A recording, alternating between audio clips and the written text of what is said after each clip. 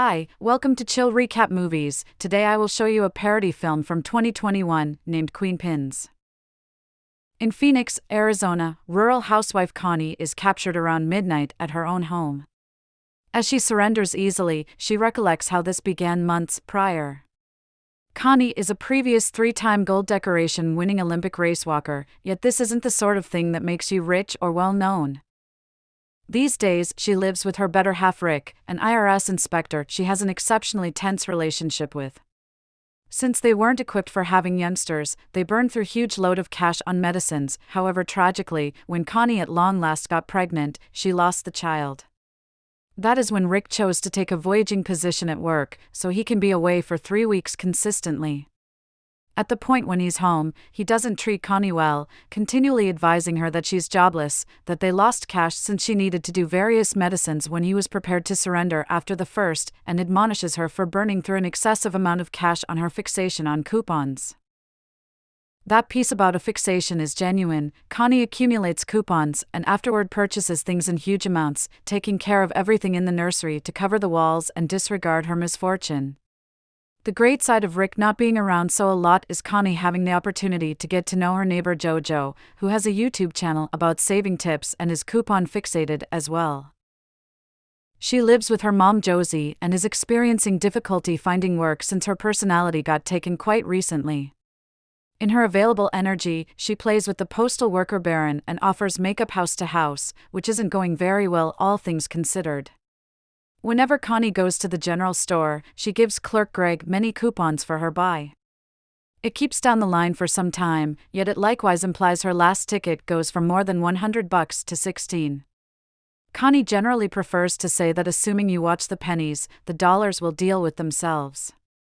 One evening, while at the same time taking care of some food on the racks, she lashes out when she sees the child backdrop among the crates, so she chooses to eat a lot of oat as though it could recuperate her depression. The grain ends up being flat, so Connie utilizes all her ongoing internal resentment to send a whining email to the cereal organization. A couple of days after the fact, Connie gets a coupon with the expectation of complimentary oat via the post office with a letter from the organization saying, "Sorry for the old item." At the point when she goes to the market to trade it with a priggish disposition, Greg makes sense of she isn't extraordinary. All organizations will send free coupons to individuals that gripe. This motivates Connie to send a lot of letters to various makers regardless of whether there wasn't a thing amiss with the items, which procures her a tremendous heap of coupons with the expectation of complimentary stuff. Connie shows them to JoJo, who is stunned to see such a procedure and even attempts to purchase a coupon from Connie on the grounds that it would in any case be less expensive than the genuine cost. Her proposition causes Connie to acknowledge selling stuff she got for nothing would give her 100% benefit and it would make for an extraordinary business. In the wake of looking through the web, she finds that the coupons are made in Mexico, not a long way from where she resides, so they could proceed to take a bundle to exchange. JoJo has serious doubts from the beginning, however since she's suffocating underwater, she acknowledges to help. In the meantime in Nevada, misfortune counteraction official Ken is taking care of his business at a neighborhood market. At the point when a clerk experiences difficulty with a coupon, he looks at it and rapidly understands it's phony. The chief inquires as to whether they can respect it in any case on the grounds that the old woman has been their client for quite a long time, yet Ken declines since rules will be rules. Ken's habits are unbelievably poor, procuring him a few put-downs from the old woman. A comparable circumstance happens some other time when he gets on a plane to get back. A mother inquires as to whether he could kindly switch seats with her little girl so she can watch the arrival to help her quiet down, yet Ken rejects like a cunt, saying it's a significant example for the youngster to learn. At the point when he at long last shows up at his desolate condo in Utah, Ken hollers at the television in disappointment. The following day in Mexico, Connie and JoJo come to the coupon plant and watch the workers end their days of work. They choose to move toward Alejandro and Rosa, a couple that is now disrupting the guidelines, however doesn't look excessively hazardous. The pair follows the couple with the vehicle and they believe they're going to get ransacked, yet after Connie and JoJo explain they're there for help, they are wanted at Alejandro's home to have a little talk. It turns out Rosa is pregnant and their compensations are a joke, so it's simple for Connie and JoJo to approach with their deal. On the off chance that 2 or 3 takes coupons for them, they will exchange them later in the USA and offer piece of the benefits. Alejandro doesn't know it's really smart, however Rosa persuades him to do this for their child. It is easy. The production line is separated into printing, where Alejandro works, and recovery, where Rosa attempts to make an arrangement.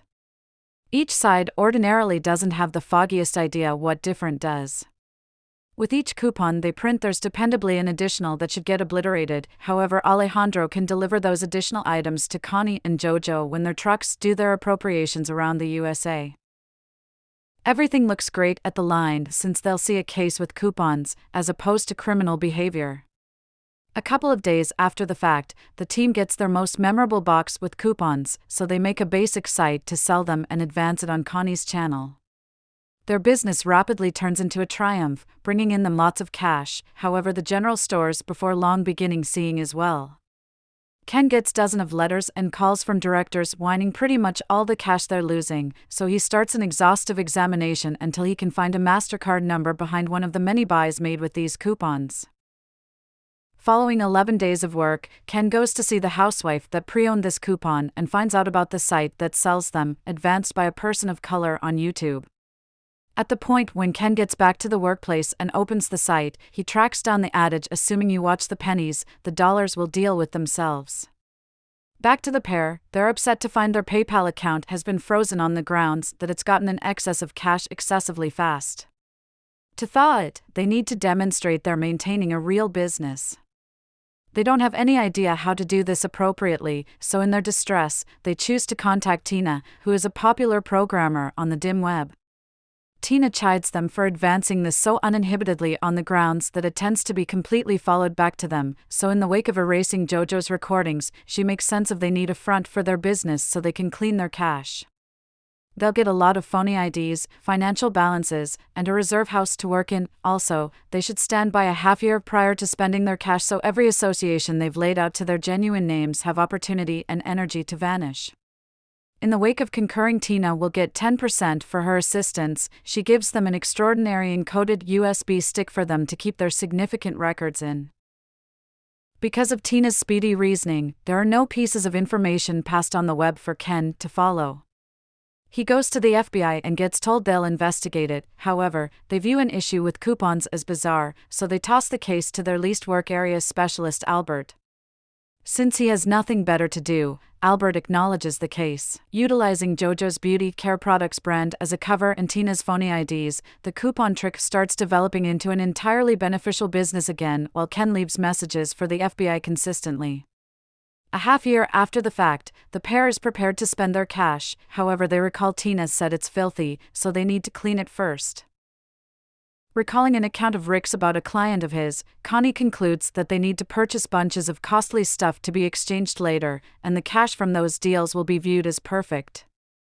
Subsequent to persuading every one of the banks to give them the cash in real money since it's to recruit individuals for their corrective business, Connie and Jojo go on an unbelievably costly shopping trip. They purchase sports vehicles, boats, a confidential plane, and even firearms.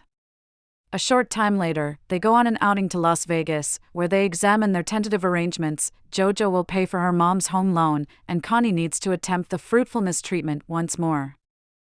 In the interim, Ken at last gets the call from the FBI he's been sitting tight for. Albert illuminates him he can do nothing on the web on the grounds that a specialist has erased all treat trails. However, since the coupons are being sent through old normal mail, he'll send somebody that can really help. After 2 days, Ken meets Simon, a postal overseer. Simon acknowledges the case and requests that Ken request a few coupons from the site so they can look hard and long at the framework. At the point when the envelope shows up 2 or after 3 days, Simon rapidly sees the envelope expresses it's from Kansas, yet it really comes from Arizona because of the unique numbers on the web-based stamp. He will be traveling to Phoenix soon and consents to take Ken with him since he definitely knows every one of the general stores nearby. Back to Connie, she makes an arrangement at the Richness Center and takes Jojo with her for help since she hasn't informed Rick she's doing this. The specialist illuminates her this is her last shot, so Connie chooses to utilize a benefactor's seed rather than her better half's. At the point when the cross-examinations start, Rick and Josie rapidly say they didn't have anything to do with it and acknowledge to help out the specialists. Jojo attempts to play the honest card and imagines she doesn't have a clue, however they've tracked down her recordings on her PC. Connie, then again, concedes her wrongdoing, however she's stunned to hear that they might be confronting 40 years to life for extortion. Assuming she assumes complete ownership for beginning every last bit of it, they'll go more straightforward on Jojo, so Connie acknowledges the arrangement. Jojo is delivered on bail. She thinks Josie paid it, however it was really Baron, who is hanging tight for her outside with Blossoms. Unfortunately, Connie isn't as fortunate. Rick just visits her to chasten her and will not pay the bail, so Connie requests a separation. The examination proceeds and the monitors follow the coupons back to Alejandro and Rosa, yet when they find this, several has previously vanished. Since the path has gone cool, the Mexican government won't pursue them. The legal advisor persuades everybody that Connie and Jojo just utilized a proviso the same way partnerships do constantly. His strategy is a triumph and Jojo gets 10 days in jail in addition to 1 year of probation, while Connie gets 11 months in prison with the chance of parole.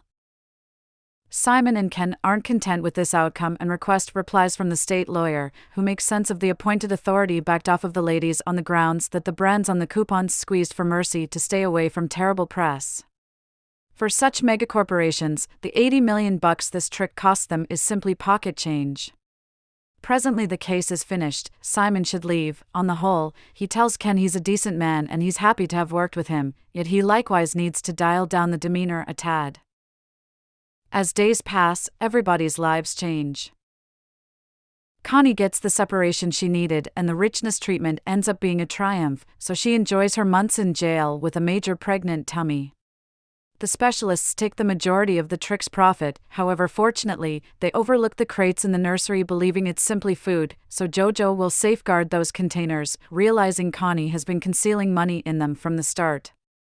In the wake of getting along with Lord, he and Jojo move to Montenegro, a non-removal country, to begin another trick under another beauty care products brand, waiting for Connie to come over when she's at long last liberated so they can cooperate once more.